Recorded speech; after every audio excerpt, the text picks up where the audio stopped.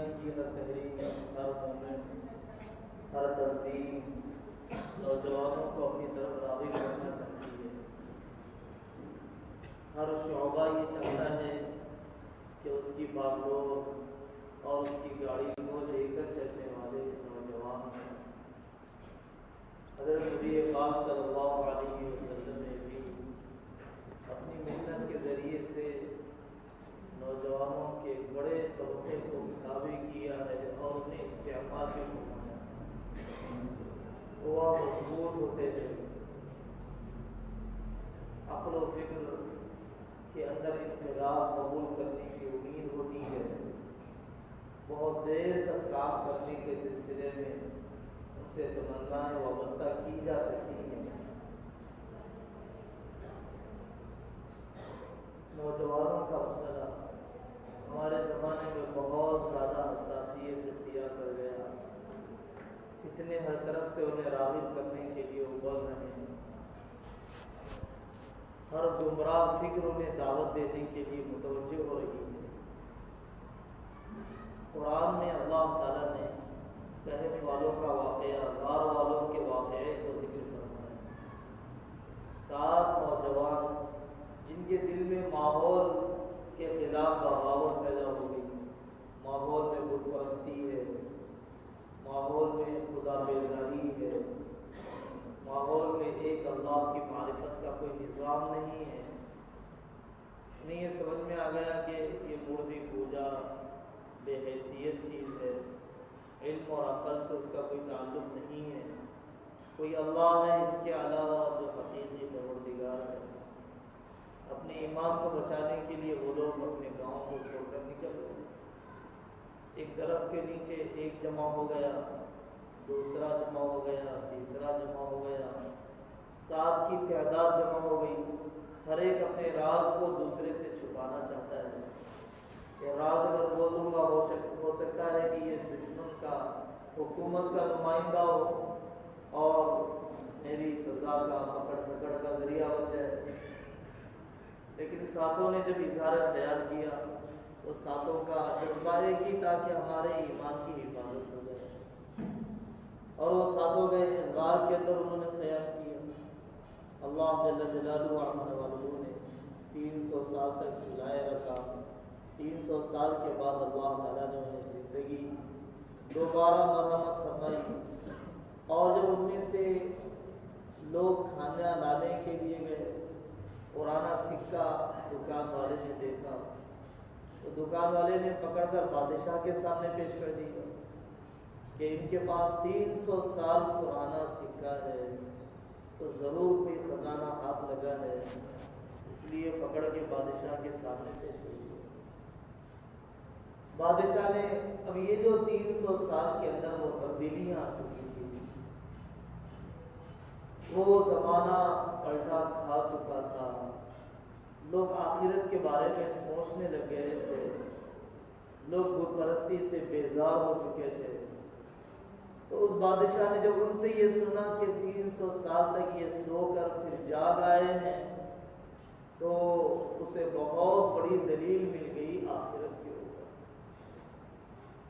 مجھے جو عرض کرنا ہے ان اصحاب کہف کے واقعے سے، کہ قرآن کہتا ہے انہم فتیۃ آمنوا بربہم وزدناہم ہدی، وہ جوان تھے کہ جو اللہ پر ایمان لے آئے اور اللہ تعالیٰ نے ان کے دلوں کو جما دیا اور ہدایت میں اضافہ کر دیا۔ وربطنا علی قلوبہم اذ قاموا، جب وہ کھڑے ہو گئے تو ہم نے ان کے دلوں کو جما دیا، جب وہ کھڑے ہو گئے تو ہم نے ان کے دلوں کو جما دیا۔ تو نوجوانوں کا طبقہ ہے کہ جن کو اللہ جل جلالہ عمر والوں نے پورے ملک کی ہدایت کے لیے استعمال کرنا ہے۔ دوسرا واقعہ قرآن کے اندر اصحاب اخدود کا ہے کہ جن میں اللہ تعالیٰ نے ایک نوجوان اللہ والے سے غیر معمولی بہت بڑا کارنامہ پورے ماحول کے بدلنے کا لیا۔ والسماء ذات البروج واليوم الموعود وشاهد ومشهود قتل اصحاب الخدود النار ذات الوقود۔ ایک بادشاہ کے پاس جادوگر ہوا کرتا تھا اور وہ جادوگر کی عمر بہت زیادہ ہوتی تھی۔ وہ چاہتا تھا کہ اپنا فن آئندہ کے آنے والی نسل میں منتقل کرے، تو بادشاہ سے اس نے مطالبہ کیا کہ کوئی نوجوان مجھے دے دو، باصلاحیت میرے حوالے کر دو، میں اسے یہ جادوگری کا فن سکھا دوں۔ تو پوری مملکت میں ایک نوجوان کا انتخاب کیا گیا اور وہ نوجوان عبداللہ بن تامر تھے۔ ان کے حوالے کیا گیا۔ یہ عبداللہ بن تامر جادوگری سیکھنے کے لیے، سحر کا فن سیکھنے کے لیے اس کے پاس جایا کرتے تھے۔ راستے میں روزانہ، اسلام سے پہلے کا واقعہ ہے، تو راستے میں روزانہ ایک عیسائی راہب سے ملاقات ہوتی تھی جو ایک اللہ کی دعوت دیتا تھا۔ تو جو جادوگر ہے وہ مشرک ہے اور جو راہب ہے وہ وحدانیت پرست ہے، توحید پرست ہے، موحد ہے۔ تو دونوں دعوتیں جب ٹکرائی، دو متضاد پہلو اس کے سامنے، تو سوچ میں پڑ گیا کہ حق آخر کیا ہے، یہ عیسائی کی دعوت حق ہے یا یہ جادوگر کی دعوت حق ہے۔ گزر رہا تھا، ایک مرتبہ دیکھا کہ لوگ راستے میں پڑے جا رہے، کسی طریقے سے معلوم کیا تو پتا چلا کہ کوئی شیر ہے جو راستے میں آ کر بیٹھ گیا ہے۔ تو لوگ ہراسانی کا ایک عالم ہے، لوگ چلنا نہیں چاہتے ہیں، راستہ بند ہو گیا۔ تو اس نوجوان نے کہا بڑا اچھا موقع، اب امتحان لے ہی لو کہ شرک اصل ہے یا توحید اصل ہے۔ اس نے کنکر اٹھایا معمولی سا، اور معمولی کنکر اٹھا کر شیر کی طرف چلایا، یہ دعا کرتے ہوئے کہ اے اللہ، اگر یہ راہب کا دین سچا ہے تو یہ ڈھیر ہو جانا چاہیے، بڑھ جانا چاہیے، اور اگر جادوگر اور مشرک کا دین سچا ہے تو پھر میری اس کنکری کے چلانے کا شیر پر کوئی اثر نہیں ہونا چاہیے۔ اس نے وہ کنکر مارا۔ حضرت نبی پاک صلی اللہ علیہ وسلم نے بڑی لمبی روایت میں اصحاب حدود کو بیان کیا، تو وہ شیر وہاں پر مر گیا۔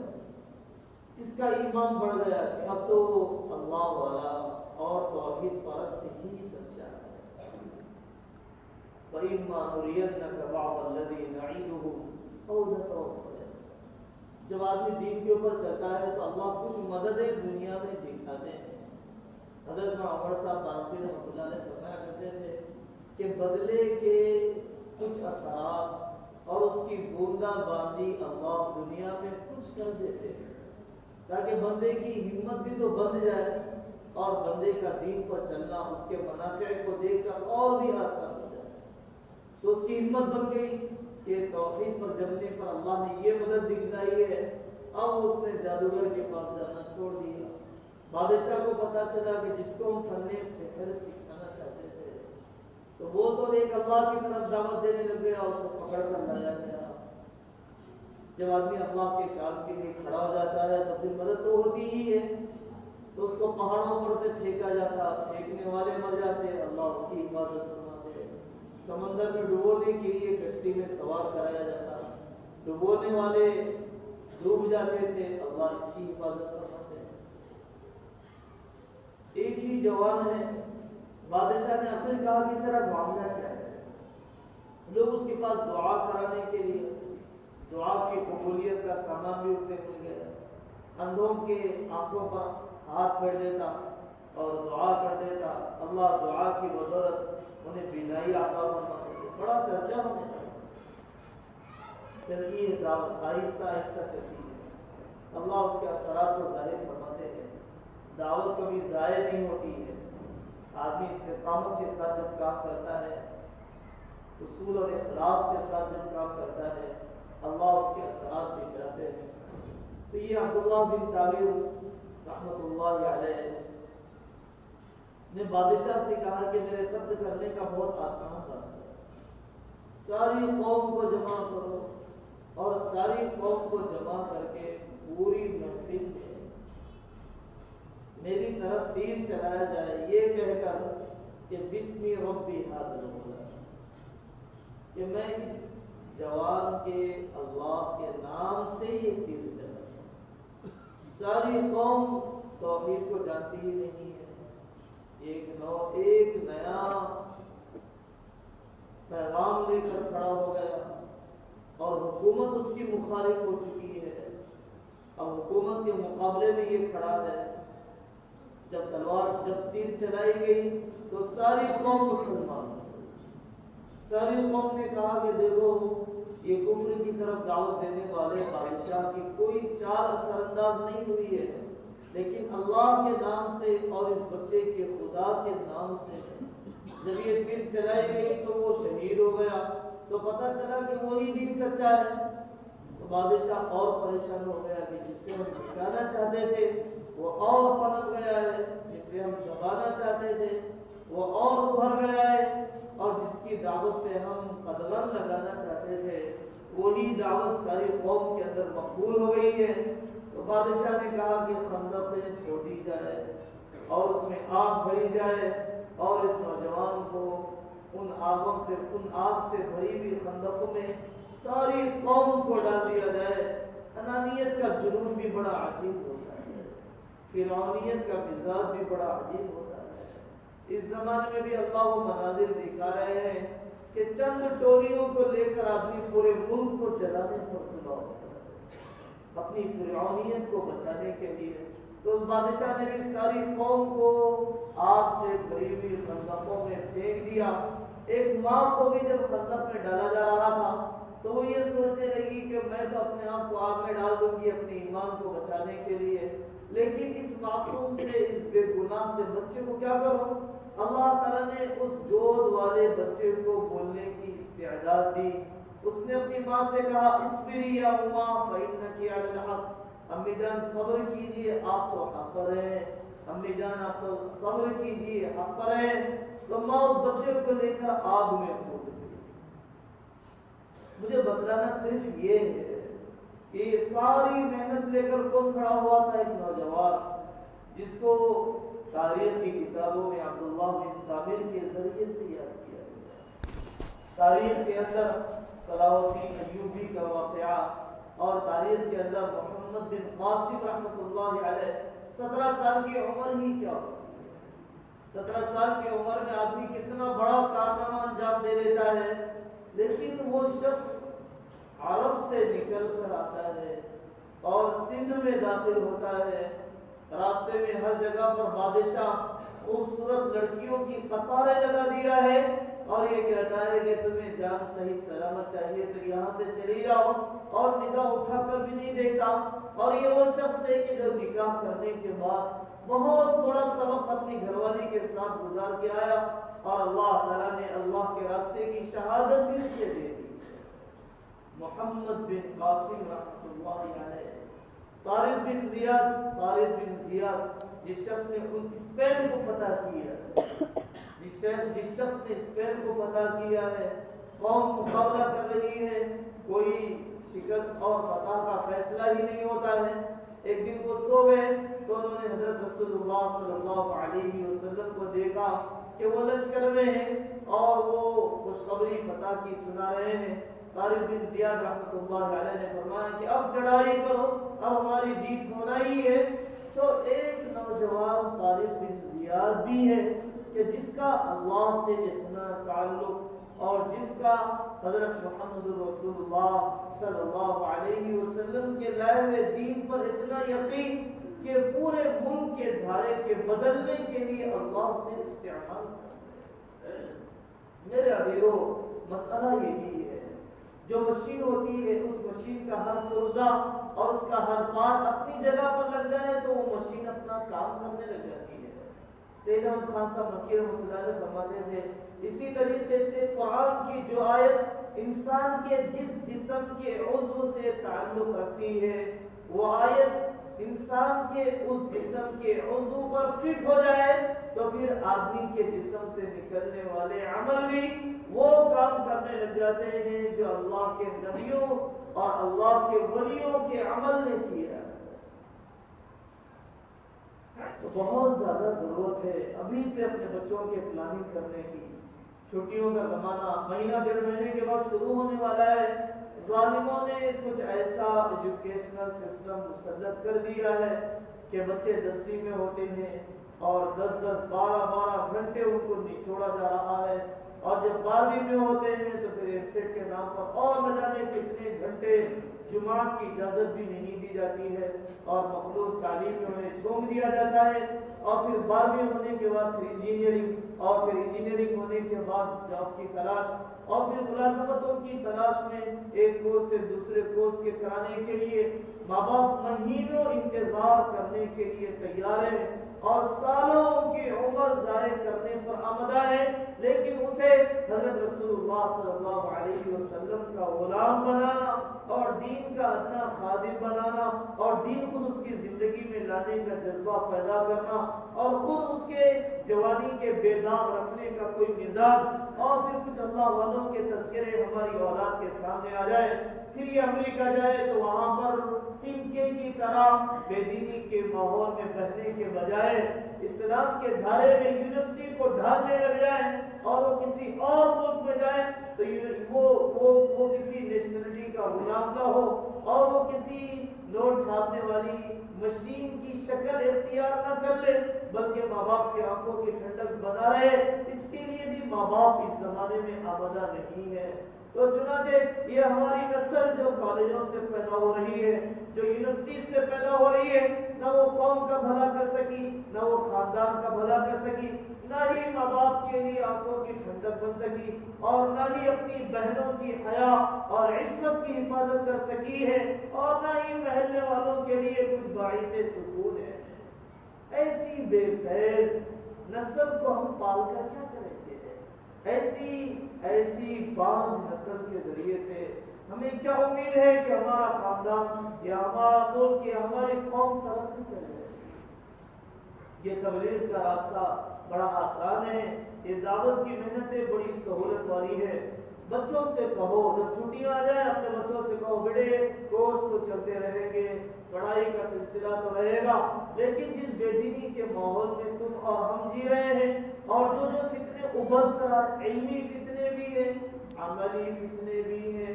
علمی فتنے ہیں، کوئی گمراہ فرقہ کوئی اور نام سے، کوئی اور گمراہ فرقہ کوئی اور نام سے، کوئی اپنی سیڈیز، کوئی اپنے چینلز، کوئی اپنے سیمینار، کوئی اپنے جلسے. علمی فتنے بھی ابھر رہے ہیں، عملی فتنے بھی ہیں. ہاتھوں میں زنا کے آلے، تنہائیوں کو گندا کرنے کا سامان، اور ہر طرف ایک اینٹ سے زنا کی دعوت بہ رہی ہے، زنا کی دعوت بہ رہی ہے. یہ بیچارے کو ساری ڈگریاں تو تم نے تھما ہی دی ہے، تقوی کی کوئی پونجی تو دے دو، خدا کے خوف کا کوئی سرمایہ بھی تو دے دو، اس کے اندر کچھ بریک تو مضبوط ہو جائے اللہ کے حکموں پر چلنے کے لیے. اب یہ ملازمت کے لیے جائے گا، ہر طرف سے اسے سود کی دعوت ملے گی، آ جاؤ آ جاؤ. نوکری پر چڑھتے ہی پہلے دن وہ آ جائے گا فائنانس والا، کار سامنے لا کر رکھ دیں گے، بس ان پیپروں پہ دستخط کر دو. آ جائے گا فلیٹ والا، ابھی مکان تمہارے نام پر کر دیں گے، بس ان پیپروں پہ دستخط کر دو. اور پھر جب یہ جہاں پر ملازمت کے لیے بیٹھے گا تو وہاں پر بے پردگی اور بے محابہ اختلاط کی ایک طوفان بدتمیزی بپا ہوگی. میرے بزرگوں، یہ محنت کے بغیر کبھی نہیں ہو سکتا، یہ محنت کے بغیر کبھی نہیں ہو سکتا ہے. اس لیے اپنے بچوں پر، پھر اپنی بچیوں پر بڑا رحم ہے. ہونے والے اجتماعات میں کم سے کم ان چھٹیوں میں تو بٹھاؤ اور اللہ والوں کی مجلسوں میں لے جاؤ، اور کہیں پر گرمائی کورس ہو رہے ہو اور اللہ والی بہنیں اور مستند علماء کی نگرانی میں اگر بیٹیوں کو تعلیم دی جا رہی ہو تو وہاں پہ تعلیم تو دو. فزکس کے، کیمسٹری کے کتنی موٹی موٹی کتابیں رٹنے کے لیے رات بھر جگا رہے ہو. 10 زیور کی چھوٹی کسی کتاب ہم نہیں پڑھا سکتے، کہ ہم اپنی بیٹیوں کو حضرت علی میاں ندوی رحمۃ اللہ علیہ کی والدہ کی چھوٹی سی کتاب ہے، 50-60 صفحے کی کتاب ہے حسن معاشرت، کیا ہم یہ چھوٹی سی کتاب نہیں پڑھا سکتے؟ کیا ہم چند دعائیں جو سے اپنے بچوں کی نظر لگنے پر، چند دعائیں جو سے اللہ سے مانگنے کا سلیقہ، اور چند اللہ والی بیویوں کے تذکرے کہ جو اس کے اندر بھی پاک دامنی کے جذبے کو پیدا کرے، اس کے اندر بھی صبر کے جذبے کو پیدا کرے، اس کے اندر بھی ماؤں کی خدمت کے جذبے کو پیدا کرے، اس کے اندر بھی رشتوں کا جوڑنا، شوہر کی اطاعت کرنے کا خیال پیدا ہو جائے۔ اگر فزکس پڑھا دیا، کیمسٹری پڑھا دیا اور پتہ نہیں کون کون سی ڈگریاں تو تھما دی ہے، اگر یہ اللہ والا علم نہیں دیا تو پھر یہ کب کامیاب بہو بنی ہے اور یہ کب کامیاب بیٹی بنی ہے؟ جن ڈگریوں کے آنے کے بعد آدمی اپنی ماں کو نوکرانی کی نگاہوں سے دیکھتا ہو، وہ علم کہاں ہے؟ وہ تو جہالت ہے۔ جن ڈگریوں کے آنے کے بعد آدمی اپنے باپ کو ہلکی نگاہوں سے دیکھتا ہو، وہ علم کہاں ہے؟ وہ جہالت ہے۔ سال بھر تو جہالت پڑھا ہی دی ہے، اب علم پڑھانے کے لیے یہ چھٹیوں کا زمانہ تو ہے۔ بے حیائی علم نہیں ہے، حیا علم ہے۔ تکبر علم نہیں ہے، تواضع علم ہے۔ چھوٹا بننا یہ علم ہے، تکبر تو بڑی جہالت ہے۔ اپنے آپ کو اچھا سمجھنے والا بڑا جاہل، اپنے حسن پہ ناز کرنے والا بڑا جاہل، اپنے بالوں کے ریشمی ہونے پر ناز کرنے والی بڑی جاہل۔ تیرا تو کچھ ہے ہی نہیں، سب مولا کا ہے، تو اب اس کمال کو اپنا کیسے سمجھ لیا؟ وہ تو اللہ کا ہے۔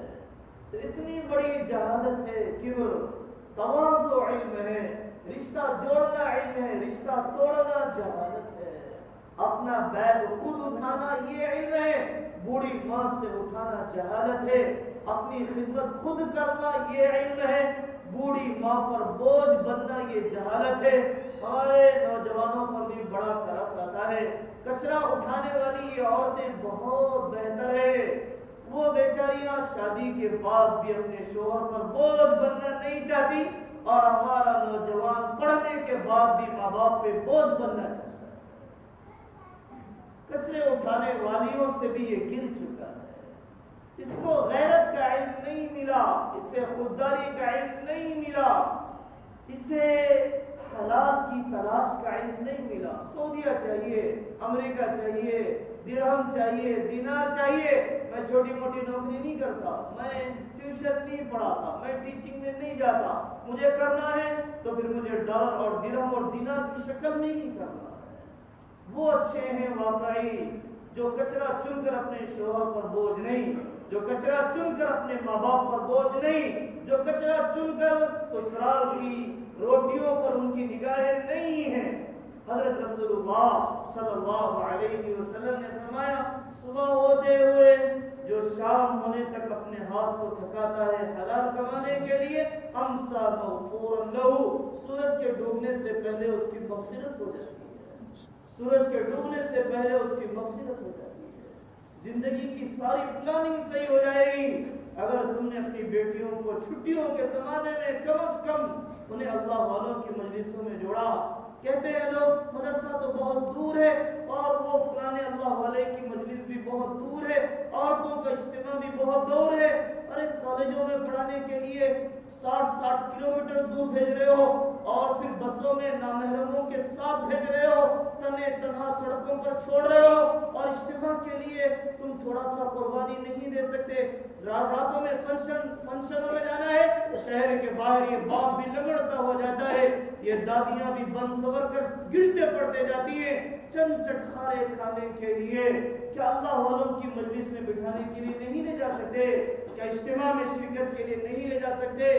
کیا تبلیغ میں بھیجنے کے لیے تھوڑا سا قرض نہیں لے سکتے؟ یہ کورس کی ضرورت ہے ہماری نسل کو، یہ کورس کی ضرورت ہے ہماری نسل کو۔ ڈاکٹر بھی بن گئی، اگر اسے شوہر کی اطاعت کا مزاج نہیں ملا تو پھر طلاق و خلا کا بازار تو گرم ہے، لیل اور قطار لگی ہوئی ہے مہیلا عدالتوں میں۔ بک کی گلاس شادی کے بعد دلانا، یہ عورت کیسی ہے جسے پکانا ہی نہ آتا؟ اس لیے میرے عزیزو، بس کیا کہا جائے، صحبتوں نے برباد کر دیا ہے۔ اگر ہم نے اپنے بچوں کے لیے اگر وقت نہیں دیا، باپ یہ سمجھتا ہے کہ میں نے سعودیہ سے ریال بھیج دیا تو میں نے حق ادا کر دیا۔ اس زمانے میں سب کچھ دینے کے لیے تیار ہے سوائے وقت کے، وقت ہی نہیں دینا چاہتا، اور وقت کے دیے بغیر یہ مسئلہ کبھی حل نہیں ہوگا۔ تھوڑے دن پہلے ہم ضلع بیدر کے اجتماع میں جا رہے تھے، مجھے بڑی حیرانی ہوئی، ہمارے ساتھ ایک سفر میں ایک دوست آئے، وہ دبئی سے آئے ہیں، ان کے بچے نے حفظ کیا تو انہوں نے فنکشن رکھا بڑا اپنے خاندان کا، ہمیں بلایا انہوں نے، اور بلا کر پورے خاندان کے سامنے حفظ کی تکمیل کی خوشخبری، بڑا بزنس مین آدمی ہے، 28 ملکوں کا سفر کیا ہے اور وہ تاجر ہے، لیکن میرا بچہ حافظ قرآن بن جائے میری آخرت کا سامان تو رہے گا، پھر اس کے بعد میرے بچے کا عالم بننے کا ذہن بن جائے۔ اپنے ساتھ وہ باپ چلے میں لے کر نکلا تاکہ بچے کا خود ذہن بن جائے اور بچہ خود کہنے لگے کہ ابا جان مجھے عالم بن جائے، تو باپ اپنے بیٹے کو خود لے کر نکلا۔ اللہ تعالیٰ مجھے بھی توفیق عطا فرمائے، آپ حضرات کو بھی اور پوری امت کو توفیق عطا فرمائے، آنے والی چھٹیوں کو اللہ تعالیٰ پوری قوم اور پوری ملت کے لیے خیر کے، دین و دعوت کی فضاؤں کے وجود میں آنے کا اللہ تعالیٰ ذریعہ فرما دے۔ وآخر دعوانا الحمدللہ۔